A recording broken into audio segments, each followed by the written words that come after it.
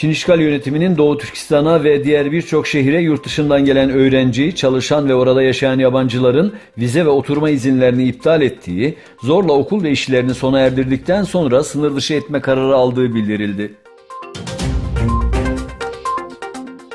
İspanya'nın Bask Özerk Yönetim Bölgesi'nde yaşayan on binlerce kişi bölgesel bağımsızlık hakkı elde etmek için bir araya geldi. Kendi elimizde hareketi öncülüğünde el ele tutuşan ve uzunluğu yaklaşık 202 kilometreye ulaşan katılımcılar hep beraber Donostia'dan Gasteiz'teki Bask parlamentosuna doğru koştu. İsrail ordusunun Suriye sınırında bulunan işgal altındaki Golan Tepelerinde geniş çaplı askeri tatbikat başlattığı bildirildi.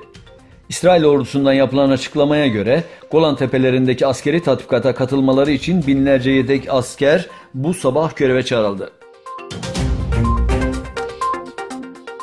Libya'nın Zuvara ve Karapoli kenti açıklarında ekonomik imkansızlık, şiddet ve açlıktan kaçarak Avrupa'ya ulaşmaya çalışan 152 kaçak göçmen, deniz kuvvetleri tarafından son anda kurtarıldı ve büyük bir faciada önlenmiş oldu. 3 milyon nüfusa sahip Güney Kazakistan eyaletinin merkezi Çimkent'in ardından artık kadim şehir Türkistan olarak değişti. Bu değişimin ardından Çimkent, Kentov ve Türkistan şehirlerinin sınırlarının yeniden belirlenmesi planlanıyor.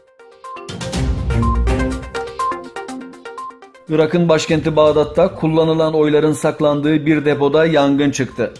Irak'ta tartışmalı seçimlerin ardından oy sayma işlemlerinin tekrar edilmesi karar alınmıştı.